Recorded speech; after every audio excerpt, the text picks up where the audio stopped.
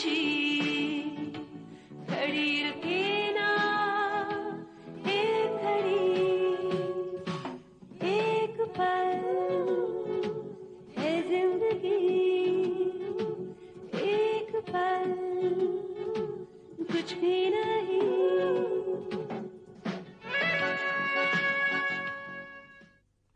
To be very honest, मुझे पूरा यकीन है कि केशव के कातिल तुम हो। मेरे सच को जो आदमी सच ना मान के अपना शक लेके मेरे रास्ते में खड़ा हो जाता है, उसको मैं कभी माफ नहीं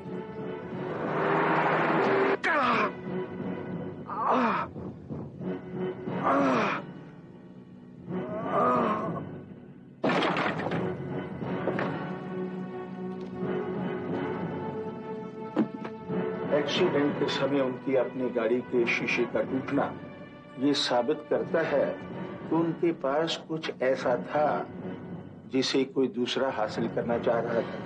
मैं यहाँ एक धंधा चल जो अभी नया नया है। इस वक्त एकदम ऐसा मुमकिन नहीं कि मैं कहीं से इतनी बड़ी रकम निकाल कर आपको दे सकूं। मैं कह देती हूँ, एजीएम के बाद एक दिन भी वो ऑफिस में नजर आए तो मैं उसके चेहरे पर एसिड पिघलवा दूंगी।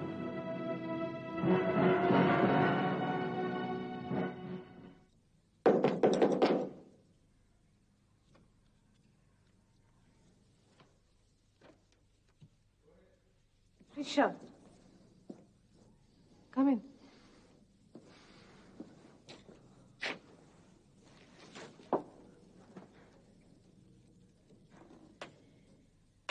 मिस्टर राव की मौत से तुम्हें बहुत दुख हुआ है, लेकिन ऐसे बुझे बुझे रहने से कोई फायदा नहीं।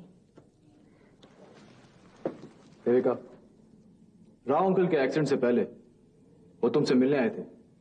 ये बात तुमने मुझसे क्यों छुपाई? अगर तुम्हारे पूछने में मैं ना बताती तो तुम ये इल्जाम लगा सकते हो कि मैंने तुमसे छुपाई है, लेकिन मैंने ऐसा तो कुछ नहीं कहा। वो यहाँ क्यों आए थे?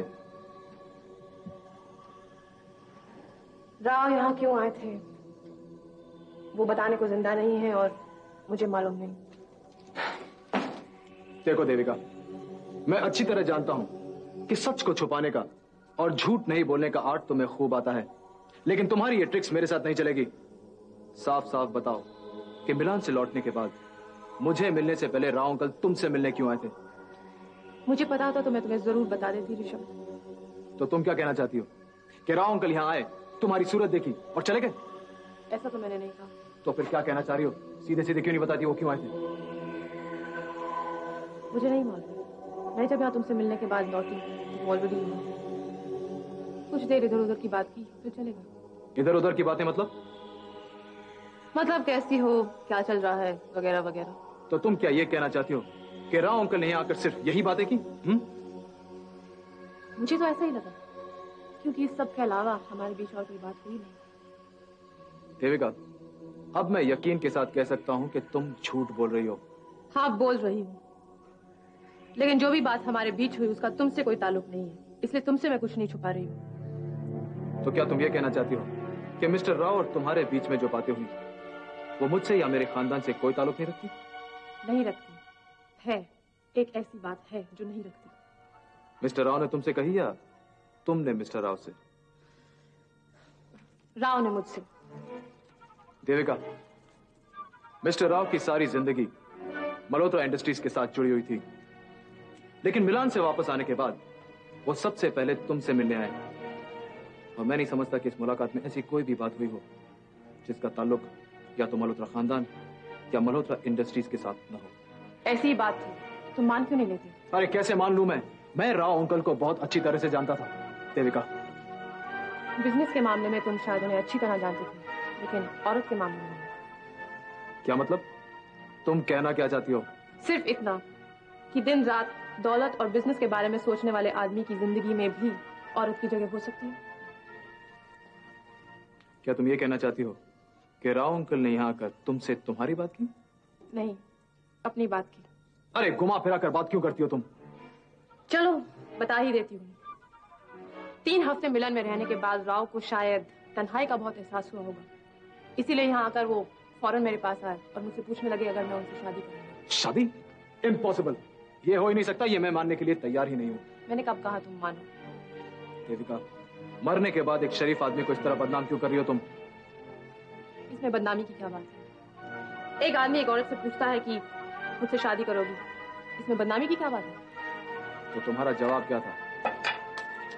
मैंने ना कह दी, गुस्से से नहीं, मुस्कुरा के। देविका, मेरे डैडी की मौत में और राव अंकल की मौत में दो चीजें कॉमन थी। वो क्या? पहली, दोनों की मौत एक्सीडेंट में हुई, और दूसरी तुम।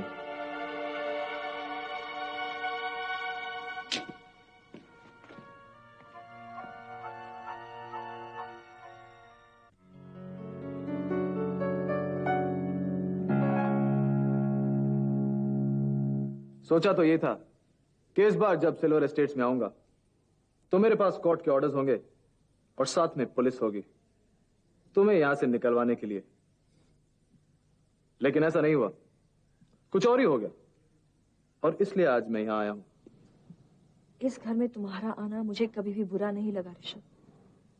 भले ही तुम मुझसे मिलने आओ या मुझे धमकाने। मैंने तुम्हें प्यार से समझाने की कोशिश की, तुम्हें धमकाया भी, लेकिन तुमने मेरी बात नहीं मानी। आज मैं तुम्हारे चेहरे पर से नकाब उतारने आया हूं। इसे आम जबान में ब्लैकमेल कहते हैं। ये तुम्हारी फितरत के खिलाफ है, तुम्हारे परिवार की शान के खिलाफ है। हाँ, मैं जानता हूं ये मेरी फितरत के खिलाफ है, लेकिन बिजनेस के उसूलों में से एक उसूल है ये। मुझे ब्लैकमेल किया जा सके ऐसा कुछ है नहीं कहीं भी जो। तुम्हें अपने बारे में बहुत सी गलत फहमियां हैं स्वेतलाना। मेरे पास जो कुछ है उसे देखकर तुम मेरे कदमों पर गिर पड़ोगी, गिड़गिड़ाओगी और कहोगी। ऋषभ, शायद कल के एजीएम की वजह से तुम बहुत नर्वस हो गए हो और ये भी भूल गए हो कि तुम मुझे बहुत अच्छी तरह जानते हो। बहुत अच्छी तरह जानता हूं तुम्हें, और इसीलिए यहां आया हूं। मैं तुमसे ये नहीं कहूंगा कि तुम्हारा वोट तुम मुझे दो, मैं तुमसे ये भी नहीं कहूंगा कि अपना वोट किसी और को मत दो। मैं तुमसे सिर्फ ये कहूंगा कि कल के एनुअल जनरल मीटिंग में मत आओ। That's it. कल की मीटिंग अटेंड करने और मेरा वोट देने से मुझे कोई भी नहीं रोक सकता। गलत, रोक सकता है। तुम्हें यह पैकेट रोक सकता है, लेकिन हाँ, इस पैकेट में जो है उसे देखने से पहले मेरी शर्त सुन लो। तुम कल की जनरल मीटिंग में नहीं आओगी, वरना इस पैकेट में जो फोटोग्राफ्स हैं वो परसों सवेरे के अखबारों के फ्रंट पेज पर छाप दी जाएंगी।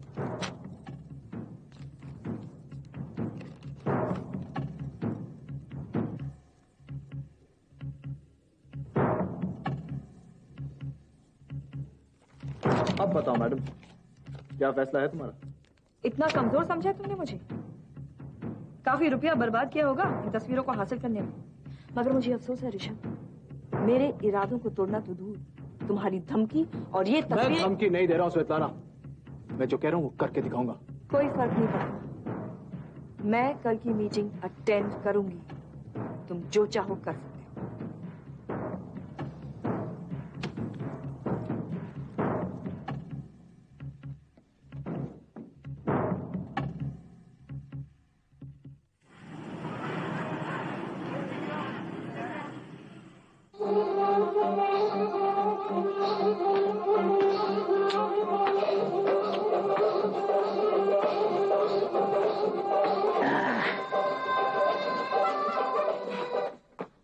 ये साला कौन टेप बंद किया? तू मेरे बदनाम होने की खुशी में मौज कर रहे हो तुम? देख, अभी सोनू स्कूल से नहीं आया, शाम को आएगा तब मिलने आना। तू अभी जा। मैं तुमसे बात करने आई हूँ। मेरे से तो जल्दी से बात कर, आजकल अपने पास टाइम थोड़ा कम है। ठीक है, जल्दी करो। कितने में बिके तुम? मेरे को अपनी तरह रखेल समझा हुआ है क्या? नहीं, दलाल, पिंप।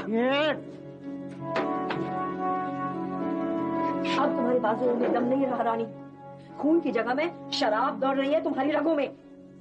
ये भाषण तो दे मत, अभी तू एक काम कर, पतली गली पकड़ और निकल यहाँ से। चल। हाँ हाँ, बात करते रहो, धमकियां देते रहो, और कर भी क्या सकते हो तुम? डरपोक तरीके। पैसों के लिए तुम एक इतनी गिरी हुई हरकत करोगे ये मैंने सोचा भी नहीं था। अरे किया क्या है मैंने? ऋषभ, मेरे फोटोग्राफ्स बेचकर अब पूछ रहे हो कि तुमने क्या किया? तुमने ये भी बयान दिया कि तुम मुझे अमीर मर्दों के साथ रात गुजारने के लिए भेजा करते थे, पैसों के लिए। वो तो मैंने तेरे को सबक सिखाने के लिए किया। सबक? सबक। क्योंकि अगली बार जब मैं तेरे से पैसे मांगू तो तू ताबड़तोड़ मुझको देना।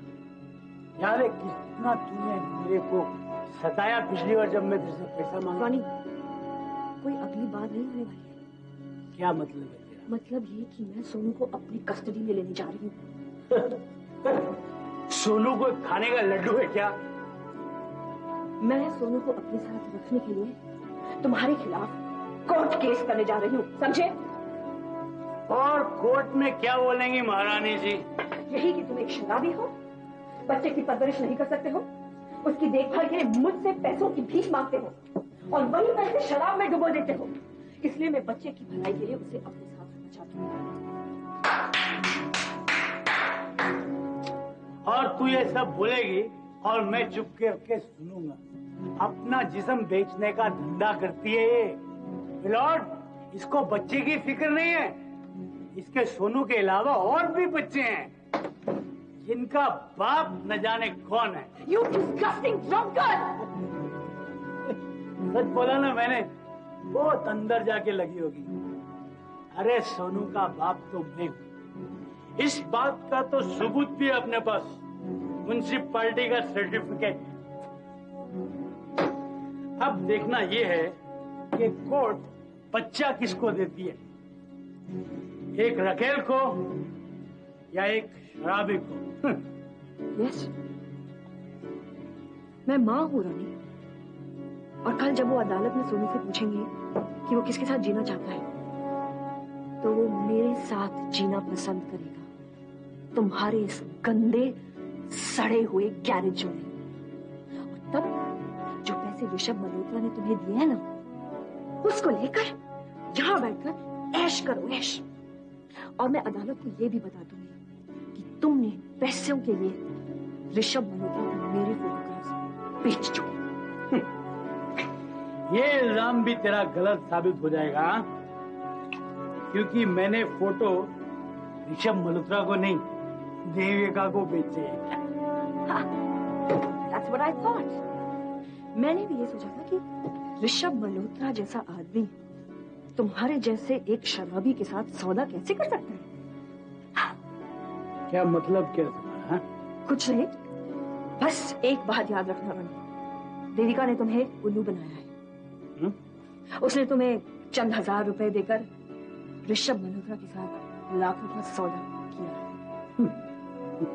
ये सच नहीं है। It's not true. It's not true. Devika को तुमसे बेहतर मैं जानती हूँ।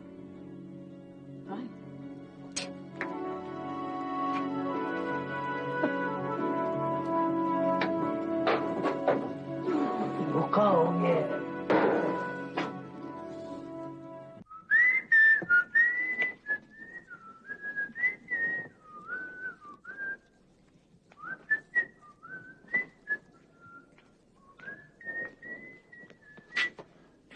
ये क्या, कहाँ जा रही हो तुम? हेलो, मैंने तुम्हें बताया नहीं, मुझे एक नई जगह मिल गई है, मैं बस शिफ्ट कर रही हूँ वहीं। क्यों, यहाँ क्या प्रॉब्लम क्या है तुमको?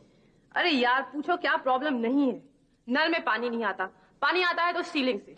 ऊपर से लोग यहाँ इतने घटिया हैं कि मैं बस अब उकता रही हूँ और मुझसे बर्दाश्त नहीं होता। आई सी, तो उन घटिया लोगों में शायद मैं भी शामिल हूँ। क्यों? कम ऑन ग्रोवर, मैंने ऐसा तो नहीं कहा। तो फिर हमारा क्या होगा? हमारा मतलब हमारे रिश्ते का क्या होगा? मिलते रहेंगे कभी ना कभी, कहीं ना कहीं। देविका, देविका, यस देविका,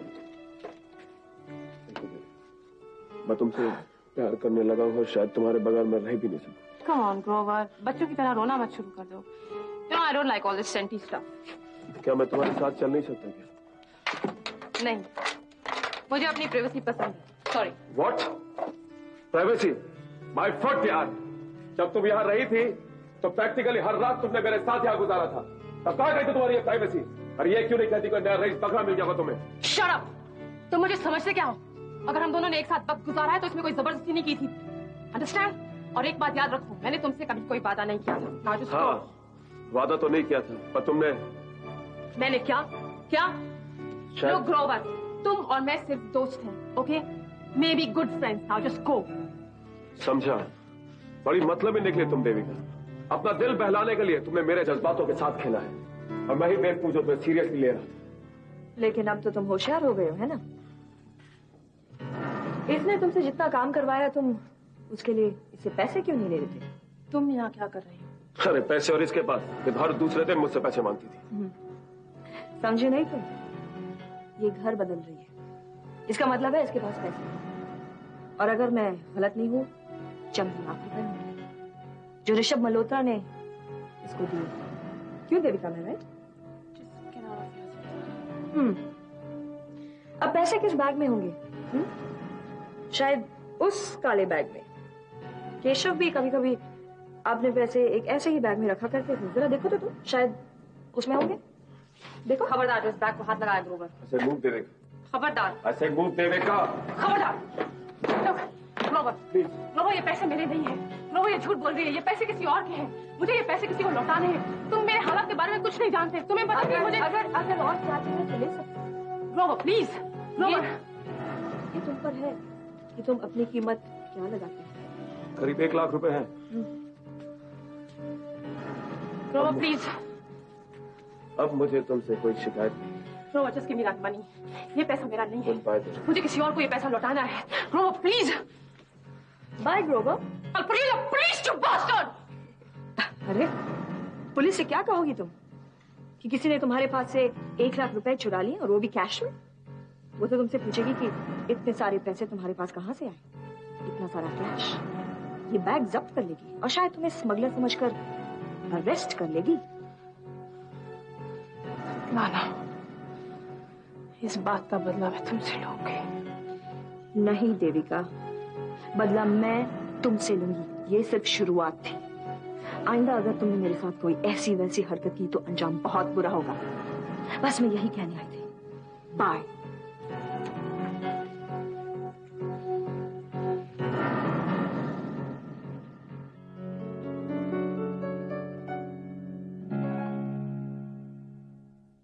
रिलैक्स ऋषभ, इतना नर्वस क्यों हो रहे हो? और अभी तुम इतने नर्वस हो, मीटिंग में क्या होगा? क्या होगा? हार जाऊंगा और क्या? मेरी एक बात मानोगे? तुम बैंकर्स को फोन करके उन्हें अपनी तरफ लेने की कोशिश क्यों नहीं करते? कभी कभी लोग आखिरी मौके पर भी अपने इरादे बदल लेते हैं। अरे कोशिश तो कर रहा हूँ, कम वक्त नंबर ही नहीं लगता। बताओ, मैं ट्राई करती हूँ।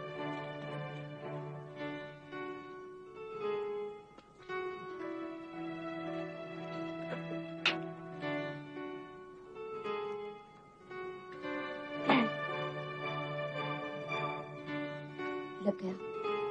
आज मिस्टर खन्ना और mister Verma. Hello, mister Khanna से बात कर सकती हूँ? जी, मिस्टर ऋषभ मल्होत्रा उनसे बात करना चाहते हैं। ओह, और मिस्टर वर्मा? ओह, आई सी। नहीं, नो प्रॉब्लम। उनसे कहिएगा कि आते ही मिस्टर ऋषभ मल्होत्रा को फोन कर लें। Thank you. क्या हुआ? दोनों चेयरमैन के साथ मीटिंग में बिजी हैं। मैसेज तो दे दिया है, आते ही फोन करेंगे। कोई फायदा नहीं विदा, कोई फायदा नहीं। उन लोगों ने महेंद्र चाचा को अपना वोट देने का फैसला कर लिया है। कोशिश करने में क्या हर्ज है? कहीं ऐसा ना हो कि तुम बाद में पछताओ कि अगर तुमने कोशिश की होती तो शायद उनके वोट्स तुम्हें मिल जाते। बहुत देर हो गई है मेदा, अब चाचा का पलड़ा भारी हो गया। और मेरी तरफ है कौन? माँ और ताऊजी। श्वेता किसी हालत में मुझे अपना वोट नहीं देगी। मैं हार जाऊंगा मेदा। I'll be a bloody loser। मैंने तुम्हें पहले ही कहा था कि देविका ने जो फोटोग्राफ दिए उन्हें पब्लिश कराओ। सिर्फ उन्हीं के सहारे तुम श्वेता को धमका सकते हो। फिर तुम्हारे अरेस्ट होने के बाद उसे पूरा यकीन था कि तुम अब कोई गलत कदम नहीं उठाओगे। खैर, अब तो मेरी हार निश्चित है। क्यों? कल सारे पेपर्स की हेडलाइंस में आएगा, केशव मल्होत्रा सन लूजेस इलेक्शंस। शाम